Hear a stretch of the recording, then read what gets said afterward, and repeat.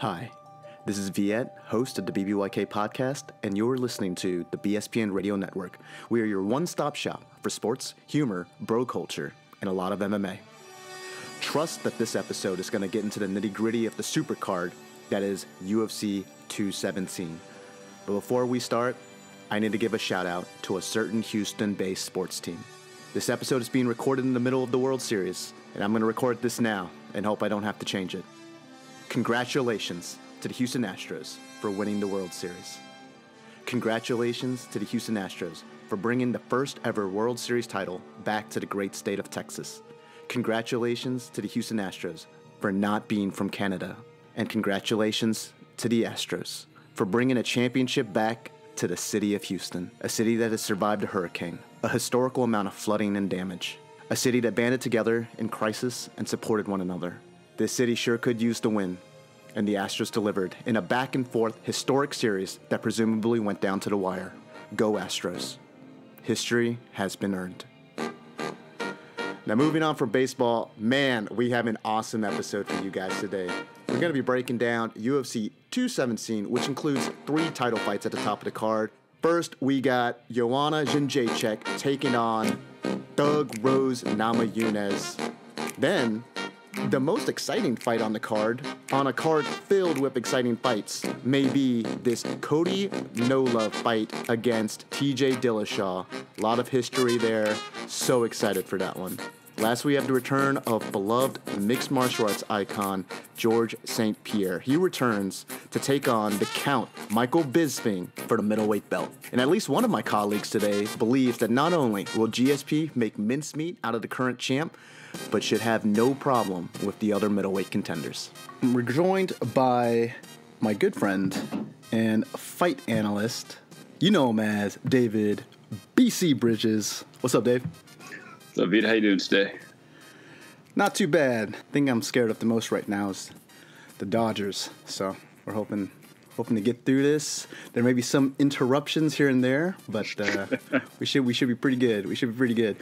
And I also have my good friend and the president of the Jorge St-Pierre fan club. We got Tyler the Burrito Dollinger. What's up, Tyler? Don't call it a comeback. Michael Bisping isn't. All right, guys. Let's just get right into it.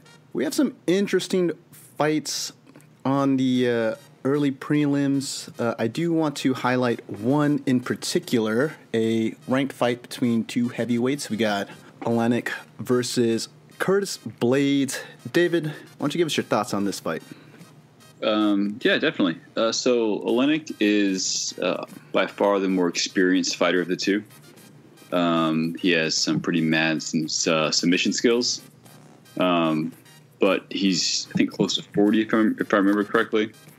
And Blades is definitely the quicker of the two, the stronger of the two, and the younger of the two.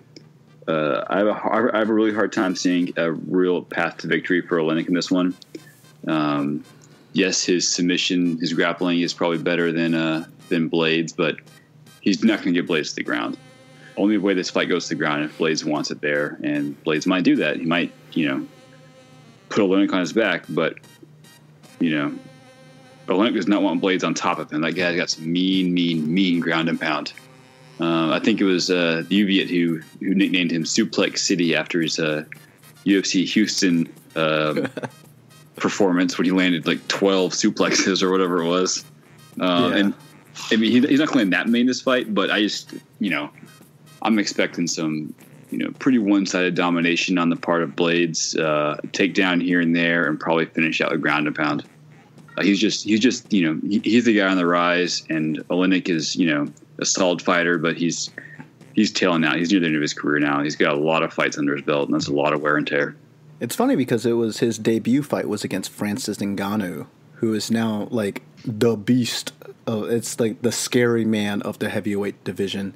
I think he's come a long way since that fight. And if you look at it statistically, this is a guy that's known for his elite grappling. He's outstruck everyone that he's fought since then. So really mixing things up well. I love I love this kid. I'm with you, David. I like Curtis. And this is a big fight for him because, you're fighting a guy. Anytime you have an opportunity to fight a guy above you in the rankings, it's big. You beat him. You jump a little bit. But it was going to be the highest guy that he's fought. For him, if anything else, the confidence boost that comes from being able to beat a top 10 guy will be substantial. All right, let's move on to that Fox Sports 1 prelim card. Now, this fight was actually moved. It was on the early prelims card, which is crazy to me that you have a ranked fight on the early prelims card. I'm talking about OSP versus Corey Anderson, two guys that at one point we would say were, we still say, are the up-and-coming guys of a division that honestly needs some up-and-coming guys, right? Corey Anderson is coming off of a loss. OSP is coming off of a couple wins, so I guess he has a little bit of momentum on his side. What are your thoughts on this fight, David? This is one. I mean, both these guys are very, very athletic fighters. Corey Anderson, ran into the freight train that was Jimmy Manuel's fist his last time out, which is unfortunate for him. And then his other recent loss was to Shogun Rua, which was a questionable decision, if you ask me. But the guy's he's solid. Like, he's pretty good everywhere, and supremely athletically gifted. OSP is, in my opinion, the more talented of the two. Also an athletic freak, but he seems to have like these mental, or it can be frustrating to watch him sometimes. That being said, he is coming off 2 submission victories, and the last one was about a month ago. Granted, it was against the Yushin Okami, which is, if I remember correctly, Okami was coming in on short notice in that fight. But OSP is the kind of guy that can either look like a world beater. You can go in there and you can be like, man, this guy might beat John Jones. And then you can go in there and just be, completely complacent and not throw and not do anything. So I think it really depends on which version of OSP we get in this fight. If the good version shows up, he should take this handily. But if the complacent one shows up, then, who knows? Anderson probably then. And I'm not sure what it is. I think complacency is a good way of putting it. It seems a little gun-shy at times. And I think for that reason, I actually maybe like Corey Anderson's chances here. Corey Anderson is a guy, he throws a lot higher volume. He just seems a little bit more active in his fights, and because of that, he does open himself up to a lot more damage. I think against a guy like OSP, who is sometimes a little trigger shy, he might not capitalize on these moments. And OSP, his style, he needs to time you. He's got great one-punch knockout ability. And other than that, he also needs to kind of grind on you, get his grappling working. It's not a style of fight that's going to work against a Corey Anderson, who's very light on his feet, quick in and out. I think if it goes to decision, I like Corey Anderson, but on the other hand, I can also see OSP catching him because he does tend to bull rush and really try to bully his opponents a bit. Didn't work out really well for him for Jimmy Manuel. Well, Manuel has beaten both of those guys since OSP fought John Jones. So, in that regard, there's really no ground to pick up for either guy there. I don't know. I picked OSP to beat John Jones back when. I don't know if that was a good decision or not, but I went with it. And so I ride my horse when I pick my horse. And so I'm going with OSP in this one too. I like the loyalty. I do like the loyalty. That's why I don't bet on fights anymore. Well, yeah, don't bet. Don't bet that kind of stuff. This next fight I want to talk about. David, I know you are really excited for this fight. We're both just huge fans of James Vick. Now, some of our listeners are like, you just like him because of his name. Yes. But we also like him because of his fighting style. Very different types of fighters. Joe Duffy, a little bit more of a technical guy. And Vic, not to say he's not technical, but he's it's hard. We were talking about it a little bit before the show. It's hard to kind of put him in a box and say where his game. This is his thing. He's one of those guys that's very okay with wherever the fight goes, which is really, for a fighter, That's a good thing. Neither of these guys are particularly, they're not takedown artists. They like striking. They like standing and banging. Who do you like here? I mean, for one, yes, I am extremely excited for this fight. Both these guys are very good strikers, very technical strikers. But at the same time, they're also the kind of guys that are very quick to capitalize on a submission opening. It's funny because if you actually roll through their records, I think they both have more submission victories than knockout victories, which is interesting considering they're both, I would say, better strikers than grapplers. But it just goes to show the ability of both Duffy and Vic to just capitalize on those openings when those openings present themselves. That being said, I think I have to go Vic in this fight. He's the longer fighter, and he knows how to use that length. His only loss was to Beneil Dariush, and that was 18 months ago, I think, if I remember correctly. And that was that was a weird fight. That was one where Dariush came out blazing. Vic never really got going. Never kind of got into his groove. Every fight where Vic's been able to get into that groove, which has literally been every single other fight of his career, he's ended up winning, and usually winning pretty convincingly. Duffy is a very dangerous opponent for him, but I think that length really comes into play in this one, and ends up being the one of the deciding factors. I like it. I'm a big fan of Vic as well. Thai game is legit, man. I guess if you want to say he has a calling card, that's where it is. I just like the fact that he's a very adaptable fighter. He's very comfortable wherever the fight goes. And he's not someone that will initiate the takedown, but he is not afraid if you take him down. He's very comfortable fighting off of his back. Duffy's ground game, I mean, he's got a submission game himself. It'll be really interesting if it goes to the ground.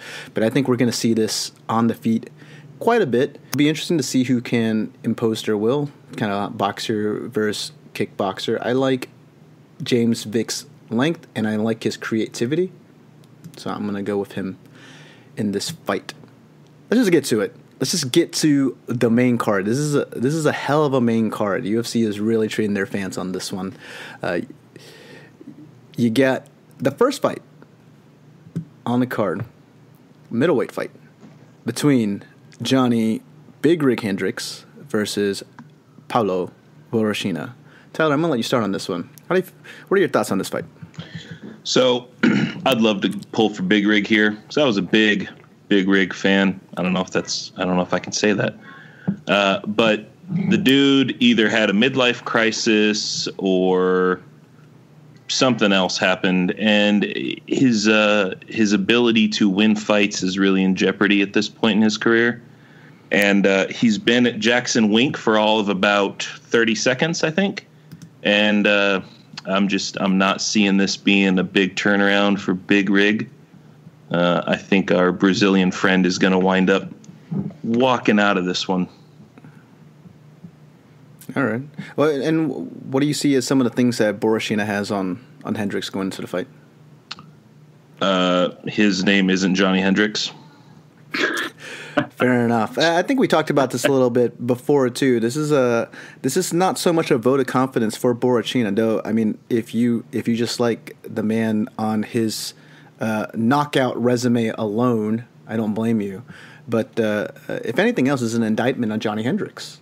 Just you can't trust him lately. No, you really can't. And Borrachina 10-0 as a professional. I see Borrachina taking the win. All right. David, I'm going to go to you. What are your thoughts on this?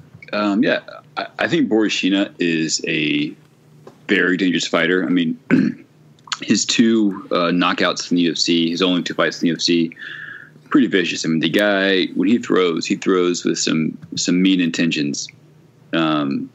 That being said, in his last fight, he got taken down several times. Never really controlled once he was able to pop back up usually once he got taken down. But he did give up a takedown several times. So if Hendricks wants that takedown, I think it's there. Assuming Hendricks, comes in and actually hits 185 and all that jazz. I think it'd be bad for Hendricks to try to, trade with Borrachina. Hendricks boxing has not quite been there since his heyday back when he won the title. He just doesn't seem to have the, I don't know if it's the timing or what it is, but something seems off in his striking. But the rest, USADA? Sorry? USADA? Yeah, possibly.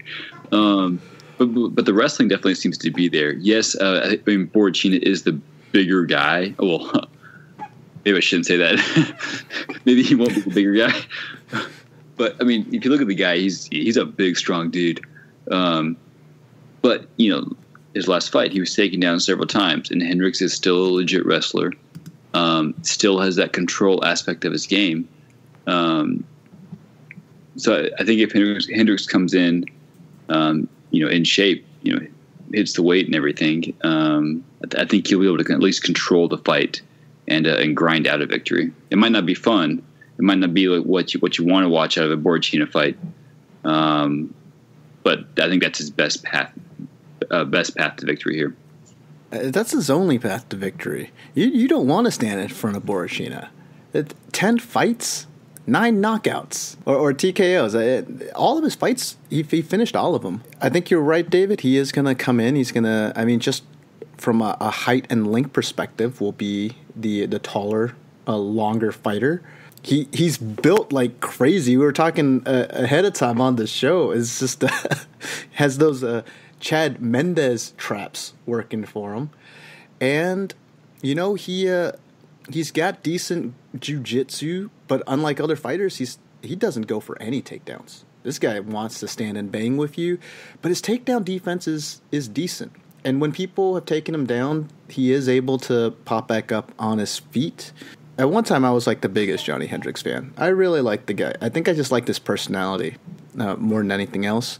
But he was one of those. He was in that era where the boxer wrestler reigned supreme, and he was a boxer wrestler with knockout power. And then he added a little bit of kickboxing, and it was never anything like you never see high kicks, no head kicks, nothing really to the body. It was just the basic combinations: your 1-2 leg kick, your 1-2-3 out. Start with a leg kick and then throw a straight. Like very, very meat and potatoes. Nothing towards the head or body in terms of his kicks. Just he worked the legs, but he was able to make it work. And it worked with his kind of want to really plant and, hit somebody with power style. And we've seen he seems to have lost a step. Now, I don't know if he's lost a step because he's just over the hill. He has lost a step, or he's lost a step because, frankly, this man has not taken the fight game as seriously as a professional should. Missing weight as many times as he has. We hear all these things about, David, I still remember, this was back when he was a champion or shortly after, he lost the belt. And he was talking about, oh yeah, I've never even sparred during a training camp. Like a full 5-round sparring for a championship, camp. These are things that are just crazy. This is a guy that seems to have shortchanged himself. Shortchanged himself, shortchanged his steakhouse, and both have suffered as consequence. And it's tough. It's always bad when a UFC fighter who has trouble missing weight owns a steakhouse. That's just that's a bad sign right there. Well, I remember being in Dallas that first Lawler fight, and Hendricks winning. That was a big deal. Kind of Dallas was sort of his hometown-ish, if you will. It was that week leading up to that fight was really exciting in town. Everybody kind of was pulling for Hendricks. He wins the fight. I remember thinking that's going to be the guy that as a city you can hang your hat on in this whole thing, right? Southern California had Uriah Faber for a while, and Montreal and most of Canada really had GSP, and different places kind of had their guy. And I remember in Dallas, Hendricks was going to be the guy, and then Big Rig crashed. Yeah, that's a good way of putting it. Big Rig crashed, and I think he's largely responsible for things that have happened to him in his career. things that I'm sure if he could go back in time, he would, I should have taken this more seriously. He took steps, but I think the fact that it still didn't work out means that mentally he wasn't committed to it. He got a dietitian. He did a bunch of stuff to help himself be on point. The fact that he has to fight at middleweight is ridiculous because he's so severely undersized. Borrachina is going to be a bigger fighter, and Borrachina is not a big middleweight. How about Johny Hendricks wins, George St-Pierre wins, and then we have a rematch of George St-Pierre versus Johny Hendricks at middleweight. How crazy would that be? I do like the fact that he's in a big-name camp because I think that he's not going to be around yes-men. I think sometimes you're in smaller camps, especially camps that you kind of put together on your own. They might not necessarily tell you what you need to hear. You need to do this. So you get into a big camp, you're a small fish there. Johny Hendricks is not even one of the top 15 biggest names in that camp. And so they're just going to be like, hey, man, you're not going to take this seriously. You're out. And hopefully that makes them turn things around. I remember a story about a fighter at Extreme Couture in Vegas, and I can't remember the fighter's name now. He never really got big in UFC. He'd been in a couple of the other promotions, and he was kind of like when they'd bring somebody new in and they wanted to talk about how great they were, how badass they were, he was the first guy they'd face, and they would, kind of let him do his thing, and he would set him straight. And I think I'm not going to say Jackson Wink does the same thing, but they're definitely not going to puff up your ego out there. Like I said, I want Hendricks to be a solid fighter again. I used to love watching Hendricks fights, but I don't think he's been there long enough, and I don't know if he can untangle that mess inside of his own head. So, David, I think you're absolutely right. He's gonna have to take the guy down and control him. I don't see him win the stand-up battle here. And this is not a Johny Hendricks that seems to really love his power like he used to. You remember that he used to get so giddy. He's like, oh, yeah, I'm going to knock this guy out. Now he's kind of like, He used to have dreams about his combinations. That's right. It just came to me in a dream. It just came to me in a dream. Alien like, what, punching him in the face? Yes. Good job, Johnny. It's because he stopped dreaming. He stopped dreaming about those punches. That's when his career started going downhill. All right, let's move on to this next fight, which I said was probably my favorite fight, but now thinking about it on this card, I should specify. Not thinking about it. Nah, it's with the drama. I'm gonna go with the Cody TJ fight. But this is a hell of a fight. I love this fight. I love everything about this fight. I'm talking about Stephen Thompson versus Jorge Masvidal. I'm gonna start with you, David, on this one. We last saw Thompson. He lost twice to Woodley. Those are some odd fights. Those are some really odd fights. It's hard to really fault him. And it was one of those things where when you fight a champion and you lose, but you lose by that little, how far down do you really drop? So this is his first fight since then. And he's fighting a guy in Jorge Masvidal who has done a lot of great things lately. All of that momentum kind of stopped with the Demian Maia fight, where it looked like, and we were watching that, he was a little gun-shy. You definitely need to respect Demian Maia's ground game. Jorge definitely respected Demian Maia's ground game. So a fraction of a threat that a Demian Maia would be on the ground. So I think there's a good chance we might see a lot of this fight standing up. So I'm going to let you take it away, David. How do you see this thing going? Yeah. So you mentioned Thompson's last two fights were a loss and a draw. I don't remember those. I have blocked those quote-unquote fights from my memory. A lot of people tend to do that to Tyron Woodley's fights. Why? What is this, David? We need to talk about this. Strong brain bleach right there. Oh, man. No, but for real. I mean, Stephen Thompson, we all know his game. Dude's a karate master.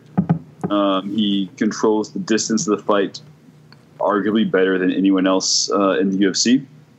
And Jorge Masvidal is a Gamebred.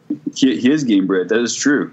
Dude's a tough mofo, but he's also a kind of like a jack of all trades, master of none. Like he's just good everywhere.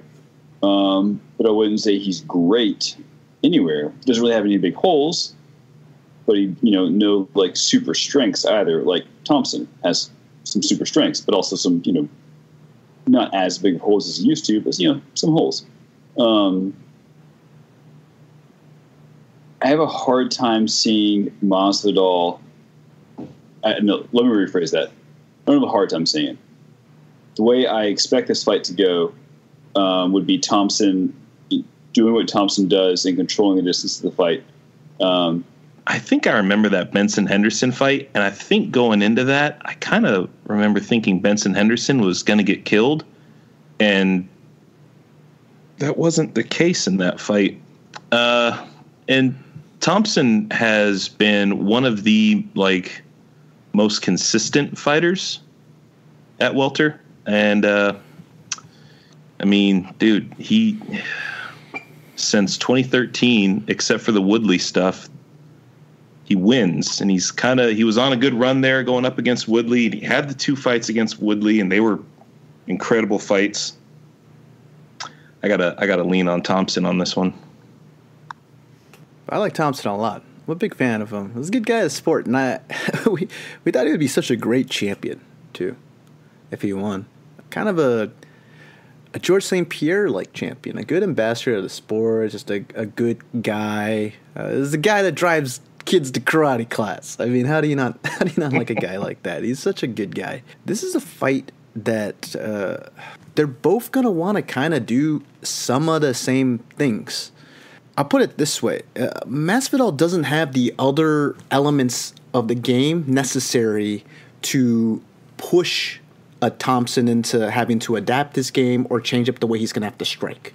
Which means, once again, Masvidal is going to be the guy that has to adapt his fighting style, right, to another guy. And we've seen that once Thompson is able to get you into his game, start fighting his range, he's either going to win you just through points, or you're going to have to go in there, take something, and he's going to finish you. I love Masvidal. It was just a year ago, he was at the bottom of the rankings, unranked, even though we all knew he was really good. I'm happy he's now getting the respect that he's getting. It's a guy that used to feature in Kimbo Slice videos, man. This guy's legit. Kimbo Slice! He's really good. Rest in peace. Rest in peace, Kimbo. He's a good fighter. This is going to be tough for him. This is going to be a tough fight for him. But let's be honest here. Besides his Donald Cerrone win, who has he actually beaten? That's Ellenberger, Ross Pearson. That's a fair point. Ferreira. Honestly, I think if Masvidal could pick this win up, he should get a shot at the belt easy, right? But at the same time, Thompson is looking to win this fight because he wants to prove Tyrone Woodley is made of kryptonite and I want another go and I got a lead line suit, right? You got guys going for 2 totally different things here. I still think Thompson has the better momentum. So Thompson's like Superman, and he's gonna beat Tyrone Woodley, who's like kryptonite. It's a good one though. We'll walk you back through that one when we get Stephen Thompson and Woodley again. A fight that I don't think anybody honestly wants to watch. David, I think that's a fair point. 5 more rounds. Also, 5 more rounds. Wins are wins, and you can't. It's hard to say take away his most impressive victory, and what does he have? That was a good victory over Donald Cerrone, and got him to where he was, and he didn't get his butt kicked against Damian Maia. It was a close decision. He was a little gun shy, and part of that was just because Damian Maia was just taking people to the ground and just doing what he wanted with them. So I get him for that. Colby Covington says, "Come talk to me." Hey man, Kobe Covington is something else. Brazil wants to talk to Kobe Covington. Kobe Covington wants to apologize to the trash. Absolutely, I think nobody. Kobe Covington. That is Kobe Covington is a guy that has stormed the stage. Man, he's done well. He's done well for himself. Not just beating high-level opponents, but just I watched this trash-talking thing, and I was like, this guy is just... It's not like McGregor where it was funny. He's like very self-serious. I'm the man. I'm an animal. This is kind of funny. But he is backing it up. And then he's now he's understanding it, like, you can't be self-serious when people take you seriously. But you can't be culturally insensitive. But yeah, that's another guy that we'll have to break down in another fight. I don't know if we really talked about Kobe Covington on BBYK. Not extensively. I mean, we've mentioned him like this. He's a guy that I think at some point we probably will have to do a breakdown because I'm sure at some point he's going to land on one of these big cards. I guess that wraps up Thompson, Masvidal. It looks like all three of us went for Thompson on that one. You said you think decision on that one, David? Yeah. I think round 1 on that one. Really, for Thompson? Yep. Man, I don't think so. I can dig it. Right now, I said it. All right, I'll take that bet. You can run the tape back and scorch me on that later. I think it's going to go to decision. Masvidal's got a hell of a chin, if anything else. All right, this next fight, an exciting fight. The first of 3 title fights this evening. We got Thug Rose Namajunas versus Joanna Champion in what will be described as her toughest test yet. Every fight that she has is her toughest fight yet. David, I'm going to let you start on this one. How do you think this fight's going to go? Joanna Champion isn't called Joanna Champion for no reason. She's called that because no one can say her last name correctly. Thank you, Tyler. That is very true. Mm-hmm. I'm not about to attempt that. Jacek. Yeah, that's good. That's what I said. Call me out, Tyler. I don't trust you. But honestly, I feel like I could say similar things about Rose that I just said about Masvidal. She's really good everywhere, but not necessarily great anywhere. She's very hard to put away. But after Joanna's, I think it was her first 2 fights were knockouts, or TKOs, I should say. But putting people away is not necessarily Joanna's style. She's a decision point fighter, but she's a point fighter on the feet, and I think she just does what she does in this one, and outpoints Rose, 4 rounds to 1 or something like that. And once again, beats her toughest test yet. Hashtag and still for David. And still. All right, Tyler. How are you feeling on this fight, man? You going to give Rose any love? Or I feel highly conflicted. I didn't know a thing about Rose until the Paige Van Zandt fight because I'm a big Paige Van Zandt fan. And so I had to shed a tear after that fight because it was brutal. So I really want to pull for Rose in this one. But kind of going with what David said, for one, he's throwing the Thompson stuff back in my face, which I don't appreciate, Bridges.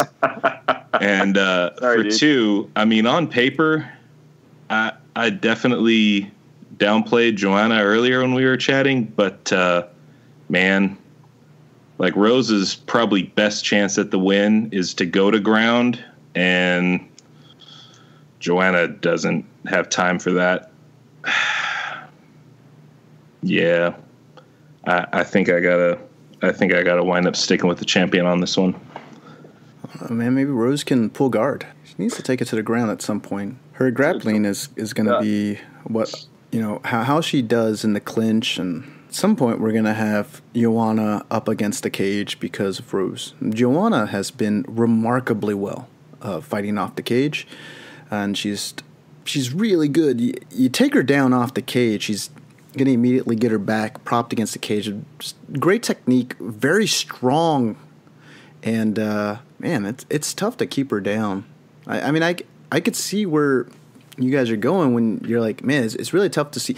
It's really tough to see any woman in the strawweight division beating Joanna. She's kind of beaten the who's who. Rose is another big name. She's earning this fight after an impressive victory over Michelle Waterson. We're starting to see Waterson maybe a bit undersized for the division. It looked like Rose was quite a bit bigger than her, was able to really impose herself. Rose is going to want to grind this like every other fighter that's done it. She's going to have the same game plan going in, and good news is she's actually good at that stuff. She's got great grappling game.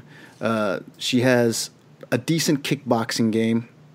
She's going to be one of the few women in the division that is not going to be giving up a substantial reach or height advantage. There's zero advantage. Well, no. So Rose has a 4-inch leg reach advantage, which would help on the ground, but 65-inch reach on both ladies. Joanna is very good with her takedown defense. Her striking is phenomenal. She lands the most significant strikes per minute in the division. On the feet, this is going to be really tough for Rose. I think she's going to have to grind it. and she's going to have to find a way to get to the ground and probably submit her. She's going to have to try to finish her. It's going to be tough to win a decision with Joanna. She can really win rounds even if she does get taken down at some point, because she's going to pop back up and then like hit you like 25 times or something like that. Honestly, one of her best bets is to just kind of zombie it, and when Joanna hits her, she's anticipating Rose is going to be moving backwards, and as Joanna goes in to throw off a couple more combinations, Rose is going to have to time that, and really it's going to be that zombie-like toughness that she has, and just time it as soon as the champion steps into her combination, go down, land a knee tap. I mean, if anything else, she could just jam and then establish clinch control. She's just going to want to muck it up a bit. I mean, look, I'm with you guys, but I'm bullish on Rose. I wonder what the numbers are there betting-wise. If they're pretty lopsided for Joanna on this one, which, I mean, they should be after she's just kind of tore through the division, I wouldn't mind. I mean, that's kind of where I would put my money. Rose does, and I say this with her last few fights, but it's just, you don't stop saying the stuff because it doesn't happen. It doesn't come to fruition to fight. Joanna is a hell of a champion. She's extremely good. It doesn't mean that there isn't a certain type of fighter that seems to have more success than others. You put a Karolina Kowalkiewicz in front of her, and it's a nightmare. She can't. It's strength on strength. She's also a good striker. She can't win that fight. A person like Rose, very good grappling game, good clinch work. Strong. I mean, that's another thing. She's strong. She won't get bullied in those clinch exchanges. You want to know the odd shark line? Sure, shoot. Joanna's a 530 favorite. I don't know, man. That's pretty high. I might throw some money on Rose just to have fun. Just to have fun. I'm with you guys though. I do see the champion retaining her belt. But if you are going to make a fighter, unless you're just going to make a fighter that is as good as Joanna in striking, if you want to create someone with some of the other skills that could possibly defeat her, Rose Namajunas has some of those skills, and she's got the build, she's got the body, she's got the length to give Joanna her toughest test yet. I gotta hype it up. UFC paid me for that, so it's cool. Hashtag ad. You wish. You wish, man. This is you're on the show with me. You want us to succeed. What are you doing? Why are you rooting against your own interest? Hashtag I wish. Hashtag I wish. No, Dave. Hashtag we wish. We wish. All right, guys. This next fight. This is my favorite fight on the card. Just all the drama that's been built into it. These guys were both coaching on Tough. I'm talking, of course, about Cody No Love Garbrandt versus TJ Dillashaw. Super exciting fight. Let's talk about the champion first. I mean, we talk about all the time about athletes seizing the moment. Own it when the moment counts, and then, boom, a star is born. I feel like Cody's done that. Beat every challenge that has been put in front of him, and then when they put the kingpin of that division in front of him, a guy that I thought he would lose to, in Dominic Cruz, a guy that hadn't lost in a decade of fighting. And then he put on that kind of a show. I mean, he didn't just win. He won in convincing style. There's a lot to love about Cody Garbrandt. The guy he's fighting, TJ Dillashaw, he had a very similar watershed moment going against Burrell, who at the time, I remember Dana White was talking about, like, hey, I mean, this guy may be pound for pound the best fighter on the planet. A strong guy, a lot of power, great combinations, great ground game, seemed to just be a monster everywhere. And I remember, Dave, you and I, we watched that fight with TJ Dillashaw. Dillashaw, light on his feet, bounced around, made him look silly. I don't know if I've ever gone into a fight more confident about the champion's ability vis-a-vis the contender, and then just looked more wrong. TJ went in there, just shocked the world with not only how, it wasn't like he went in there and just knocked him out or something, which happens. We're about to get to a fight where a guy did just that. And that happens, and there's a little bit of like, was that a fluke kind of thing, asterisk next to it. What TJ did to Burrell twice is no fluke. owned him. In his fight against Dominic Cruz, it was a close fight, surely much closer than the fight between Cody Garbrandt and Dominic Cruz, but you saw that he started learning some things towards the end of that fight that probably could have made that fight even closer / maybe give him the victory if he just implemented the game plan, just mixing up the kicks down to the leg and then going back up top. But man, there's a lot to fight here. There's a lot to break down. Tyler, I'm going to start with you, my man. You got love what for no love? That is. Or are you going for Dillashaw? I'm a big Dillashaw fan. Because I really can't add a whole lot more to that other than being a fan of Dillashaw and not really being a fan of Garbrandt. I got to go with my pick there. I don't have a lot of reasoning why. Sometimes that happens with me. I make some silly decisions because I don't have reasoning. It happens. I'm friends with you two. It is what it is. Ouch. Luckily for you, we think things through, and so we're friends with you, so it's still a good friendship, at least on one end. David, I'm going to go to you. We got Cody Garbrandt. We got TJ Dillashaw. We talked a little bit earlier. You said, man, you asked me this in 30 minutes. I'm going to give you a different answer. But at the time, you did say TJ Dillashaw. Has it been 30 minutes? I think it's been more than 30. I think it's been an hour. So I was back to Garbrandt, and now I'm back to Dillashaw. Yes. All right. Love it. Oh, good so timing. You guys are both good going timing. for Dillashaw. I'm actually excited for this. Go ahead. Lay it on me. So, it's like you said, there's some real bad blood here. This is, UFC, Civil War, brother versus brother, team alpha male, destruction, yada, yada, yada. Actually, speaking of, maybe one of the main reasons I'm going Dillashaw here, I'm assuming you guys have seen the news that Justin Buchholz is out as the team alpha male head coach. Tam went on a run when he, basically replaced Dwayne Ludwig. Well, he didn't replace Dwayne Ludwig.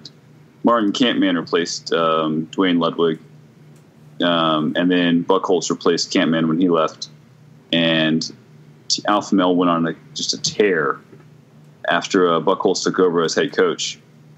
And then he was basically demoted to, I think, just like Muay Thai coach. And they don't really have a head coach now. So something's going on in alpha male. I'm not sure that's going to, actually affect this fight. But, it's just, in my head, it was already a close fight. And there's just some, little drama going on there in Garbrandt's camp. So, it can tip the scales. But back to the actual, technicality of this fight. That fight between Garbrandt and Dominic Cruz was a real eye-opener when it came to Garbrandt. I liked him leading up to that fight. Someone of that size with that kind of knockout power is just fun. You can't help but just enjoy watching fights like that. But then the way he just completely dismantled Cruz, did the robot during the middle of the fight. Being able to do that to someone of Cruz's caliber and stature is pretty incredible. Dillashaw, it's kind of the same thing when he fought Renan Barão. I've watched a lot of UFC fights. A lot of them honestly kind of run together. But I still remember where I was and basically every single aspect of Dillashaw's first fight against Renan Barão. That was just, like you said, it was just out of nowhere, incredible, what the hell just happened kind of moment. But yeah, this fight's going to be close. It really is. Both these guys are really skilled. They have a lot of similar talents.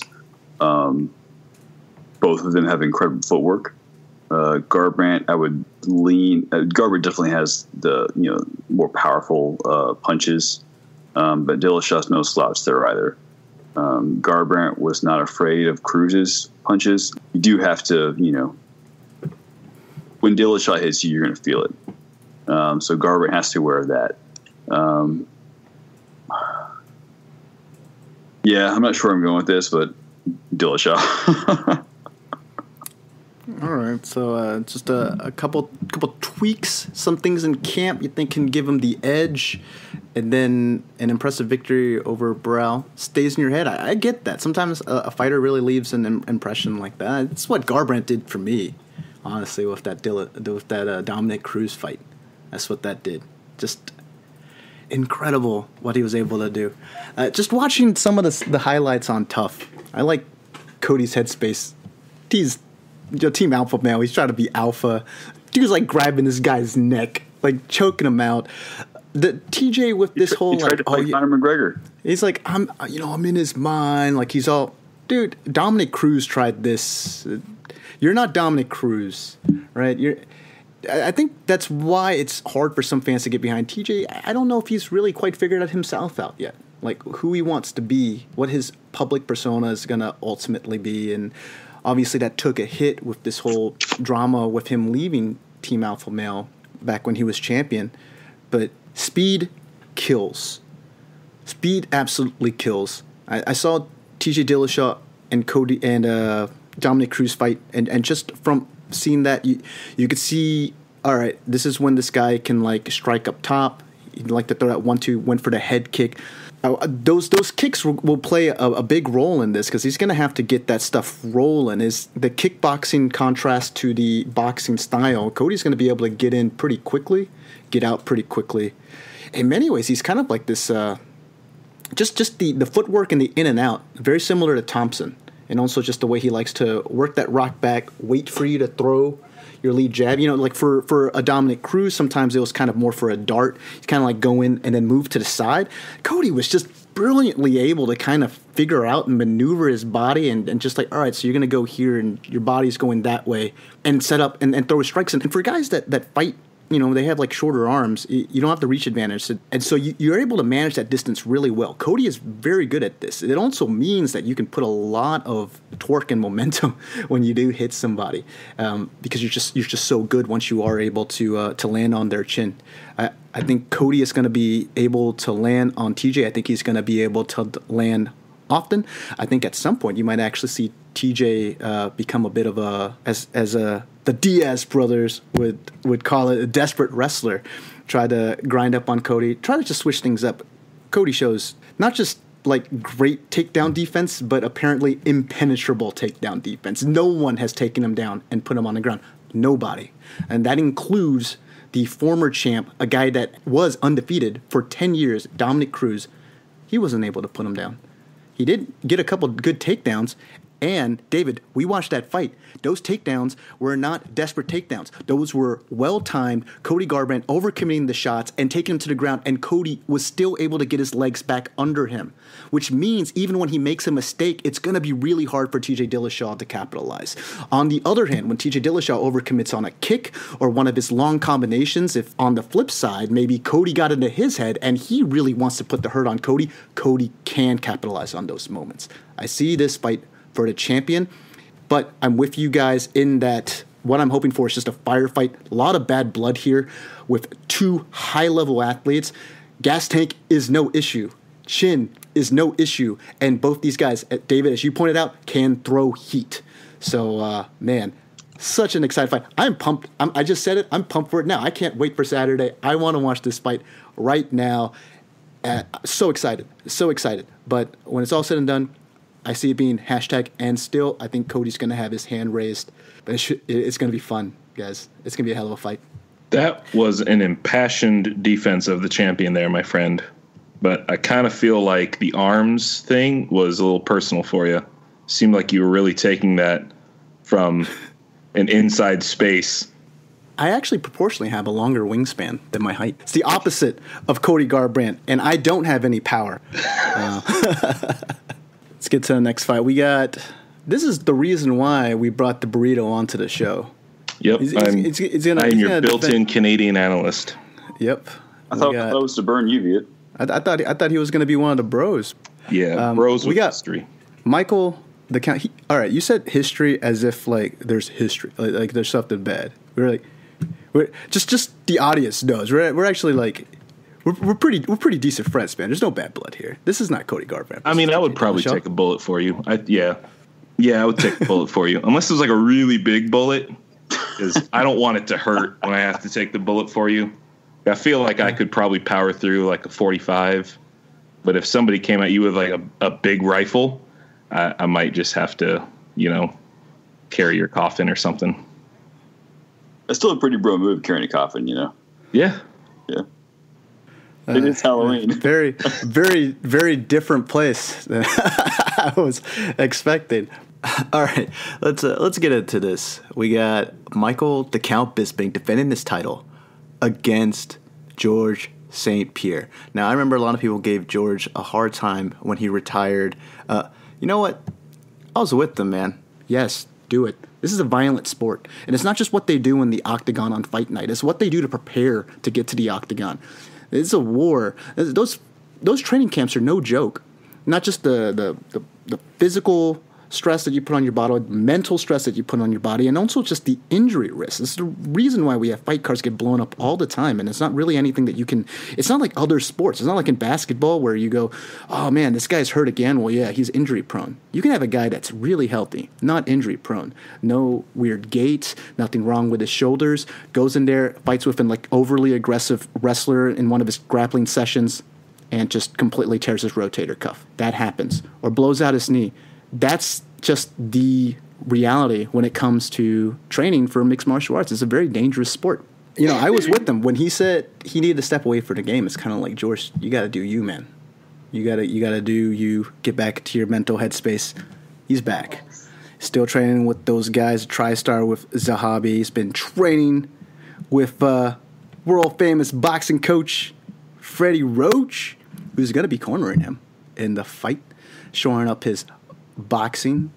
He's going to be going up against the current champ, Michael Bisping. Now, as we said earlier, when you win, and you win convincingly as a contender, nice. You're legit. But when you knock out who many consider the best fighter in the division, like the great Musasi once said, the best fighter doesn't always win. In my opinion, Luke wins that fight 9 times out of 10. We watched the one.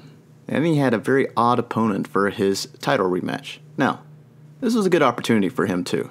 Go out there, put a statement victory over a guy on his retirement fight. I guess at the time we didn't know if it was a retirement fight because if he would have won, maybe he would have stayed, fought a couple more times. But a guy in his 40s, on the downside of his career, get a revenge victory over him. I'm talking about Hendo. It didn't look that great against him. Did not look that great against him. In fact, almost looked like he got finished a few times. Looked like he was going to get finished a few times.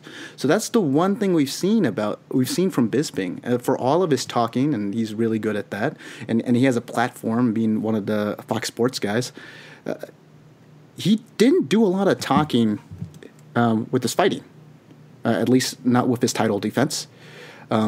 So I think, so I guess where I'm going is, this is a little opportunistic, too, for GSP.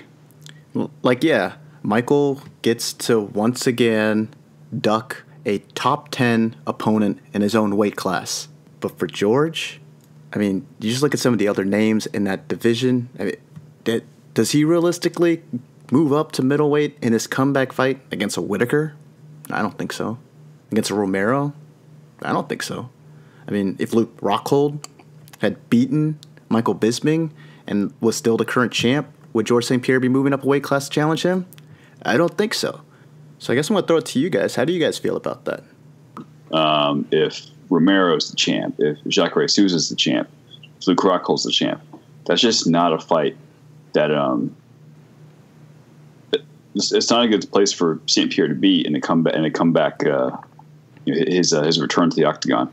But Bisping, yeah, he beat Rockhold, like you said, the 1 time out of 10, and as far as the way that fight goes, did not look great against a 45-year-old Dan Henderson. This is a winnable fight for him, which I think is why he's coming to do this. It's the paycheck that he wanted to tempt him out of retirement. But yeah, if it was someone other than Bisping who held the middleweight belt, yeah, you're right. I think he does return as a welterweight, if he returns at all, honestly.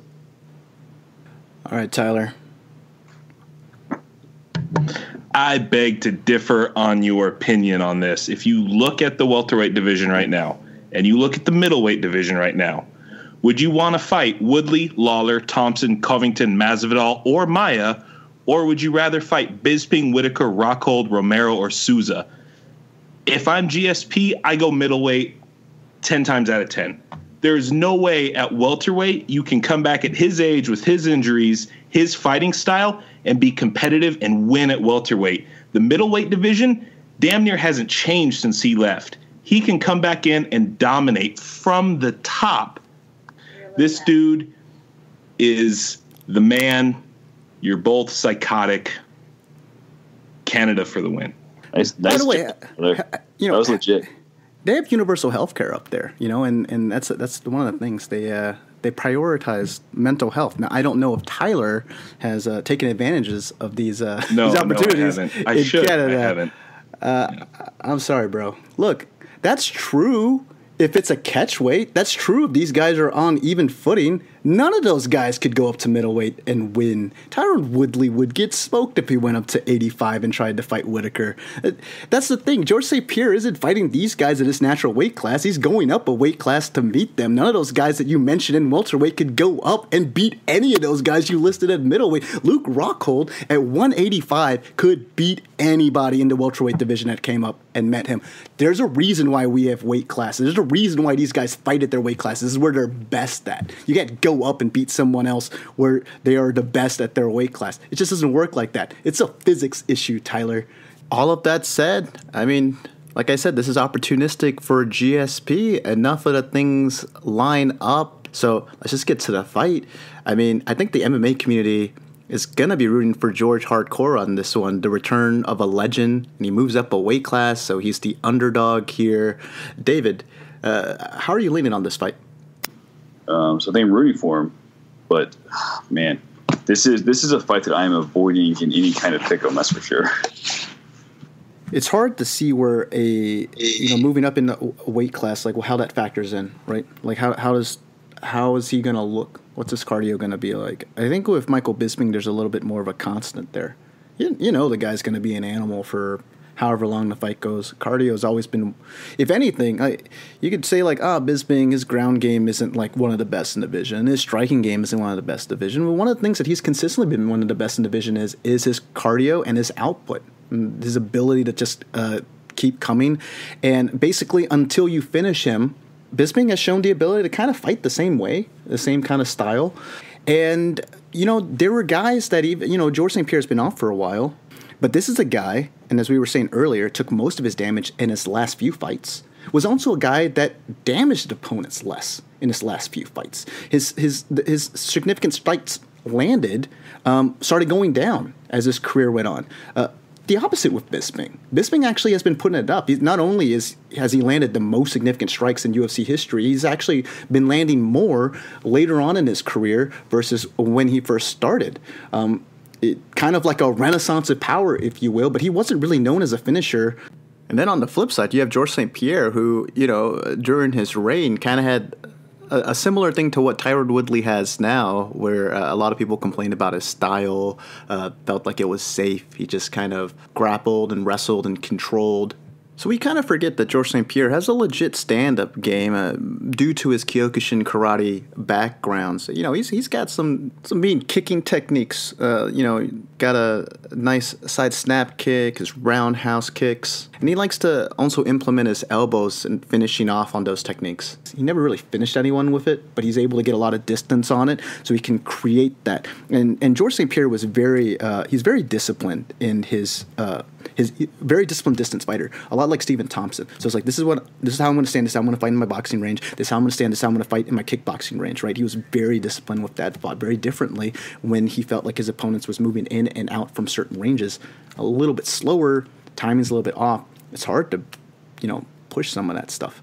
Is he going to be able to control a guy that's naturally bigger than him? Surely he's going to try to go for a takedown.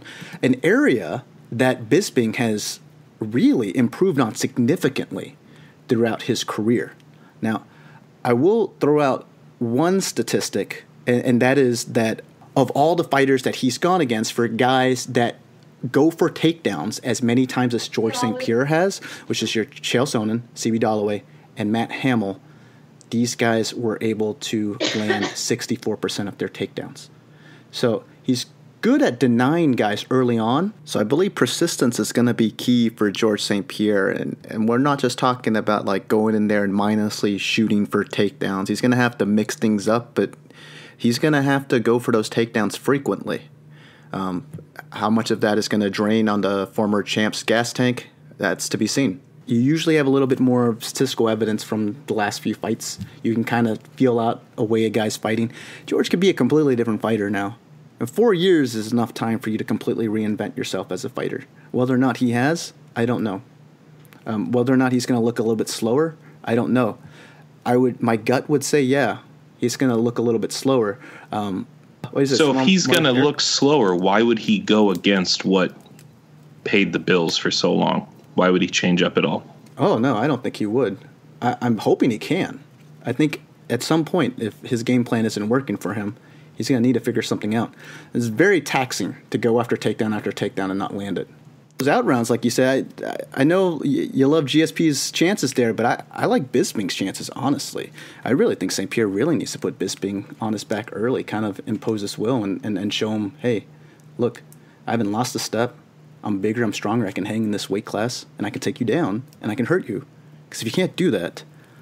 I don't agree with you, my friend.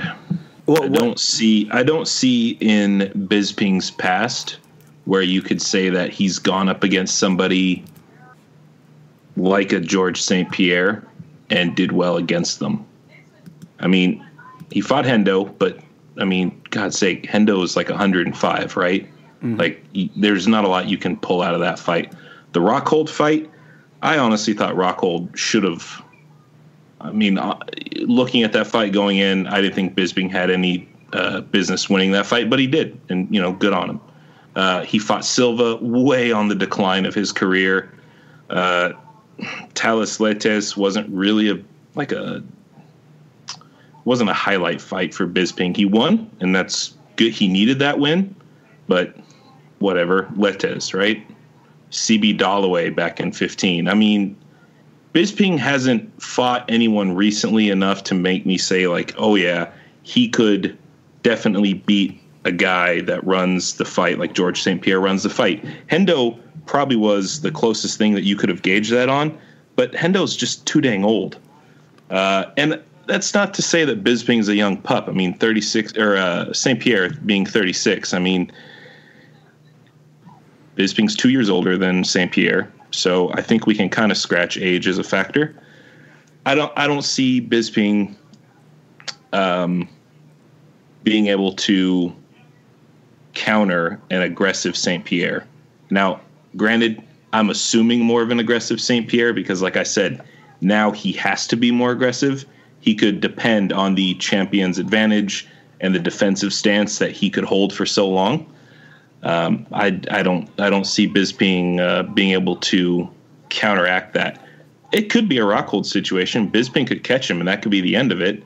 And where we've seen St-Pierre fight out of a couple of really good shots before, maybe at 36 he can't pull that off again. Maybe not having been training as hard as he had been back in the day, he couldn't pull that off again. So, does GSP even recognize that and just decide I want nothing to do with being on my feet against this guy, and we're going to ground for 5 rounds? And I don't think Bisping is going to like that. I don't see him on the ground winning the fight, which is ironic to say for a champion. But I'm pulling for GSP. I want to say this fight was supposed to happen a long time ago too, and then like Bisping lost or got injured. There was something, because I seem to remember this being like kind of a highlight thing for a while. And if I'm right, when that was supposed to go down, that was going to be really exciting. And I think it's exciting now because of the comeback, but it's not nearly as exciting as it would have been 8-9 years ago. I think it was brought up, I mean, at least this latest match was brought up like about a year ago. And that was when George St-Pierre was still going through his contract negotiations and stuff like that. And I definitely think George St-Pierre is going to have to take this to the ground. I just don't know how easy that's going to be for him against a naturally bigger guy who has improved takedown defense. I also see that taxing him like quite a bit. Like, he is going up a weight class. You can't expect him, like, it's kind of unfair because we think of George St-Pierre as like, oh yeah, this is like the physical specimen. This guy's like incredible. He can just go 5 rounds full tilt. That wasn't the case 4 years ago. Like, towards the end of his reign, he definitely slowed down a lot in championship fights. He could, right? Like, no, even when he did slow down, granted, his last 2 fights were probably coin flips for him to lose. Like, watching those fights both times, I kind of thought he lost either one. But, I mean, he didn't, right? That's the thing. Like, if you're fighting a certain way and you don't lose, until you lose that way, why change, right? Why do anything different? I'm not quite sure what you're arguing, but a couple things that come to mind, just to improve yourself overall as a fighter, to become more versatile, to be able to adapt in a complex game that is ever evolving. Hopefully for his sake, he did improve different parts of his game. I mean, if you look at Embedded, he's kind of cheeky about it. Like, he's been working on some different stuff, so I don't know. If you look at the guys that he fought before he did retire, between Hendricks, Diaz, Carlos, Jake Shields, maybe Jake Shields the most applicable to in terms of fighting style with Bisping, I would say. And it's interesting because he did bring in Jake Shields. It's good for George. I don't think George would like go back and do something like this unless he felt like he could. Bisping, I see him having a slight edge in a lot of stuff. One big edge I would see George potentially. He gets that takedown, gets it on the ground, and I'd like to see him finish it, honestly. Because if he can't and he allows Bisping to stick around, you might see one of those stupid situations like with Hendo, where you might see a dominant round or 2 from George St-Pierre, where it looks like he's about to finish Bisping a couple times. Bisping survives and is able to kind of grind out and win by decision or something like that, which... another asterisk win for the Bisping career. That's the way I see it. But Tyler, you got to know, I'm with you in spirit. I'm rooting for this guy. He's always held himself well as a champion. I like him. I like his accent. I like the fact that he believes in aliens. Everything about him, just cool. David, any closing thoughts on this fight? He also loves dinosaurs. So, yeah. He loves dinosaurs. I mean, how do you not like this guy? Is not impressed by your performance. Hopefully. And he just said he's horrible at trash talking. He sounds dumb when he trash talks. I was like, man, George, I love you.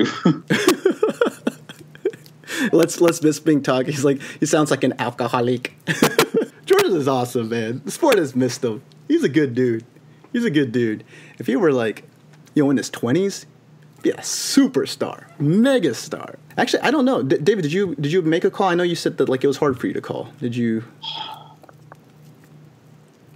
I'm gonna go heart in this one. I'm gonna put GSP.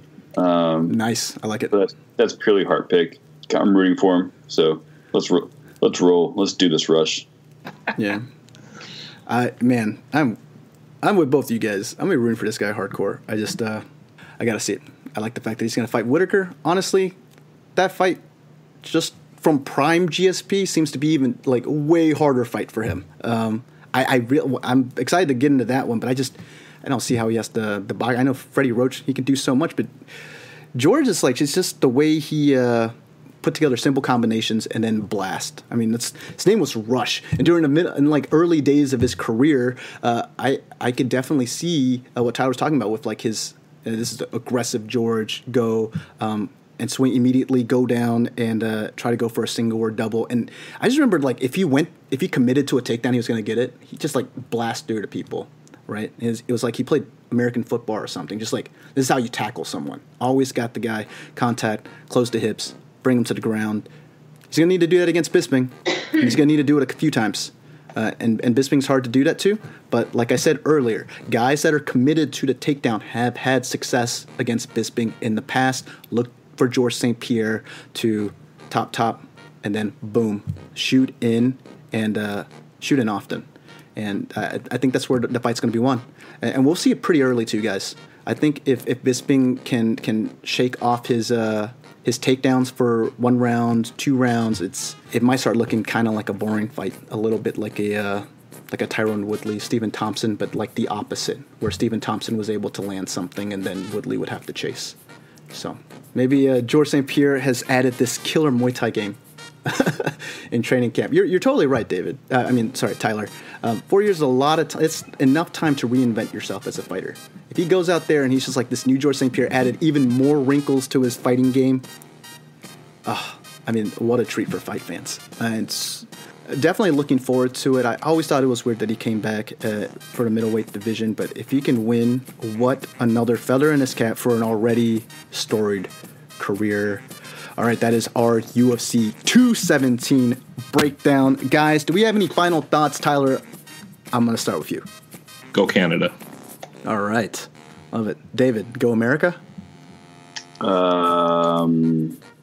Yes. I mean, in general. In general? I thought you were going to have a USA chant or something. USA. Well, I mean, the United States never actually, fought Canada, I guess. And we whooped up on England a couple times. So there we go.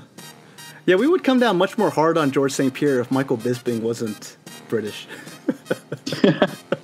Of course, the next guy he's going to fight against is like Whitaker. You got a bunch of guys up there, right? Romero. It's like a lot of guys up there. It's really Luke Rockhold.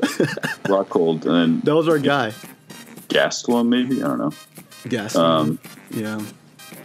I'm afraid Gastelum. I think in that Weidman fight, he kind of showed the sort of the breaking point of, and that's why I was telling you, Tyler, like weight classes matter, and like you could see that with Kevin Gastelum. He didn't lose to Weidman because he was outskilled. He didn't lose to him because he had the power disadvantage. He lost because of just a weight and leverage distribution. Weidman was the bigger, longer fighter, and in 50-50 grappling exchanges.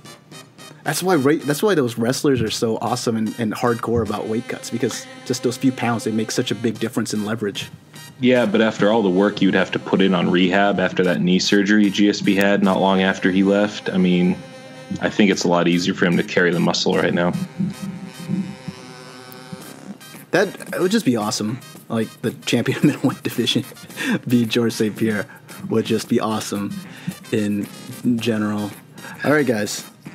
If you like this video, why don't you guys give us a thumbs up? And for the latest and greatest in all things BBYK, why don't you hit that subscribe button? And until next time, we are the Bros. You know.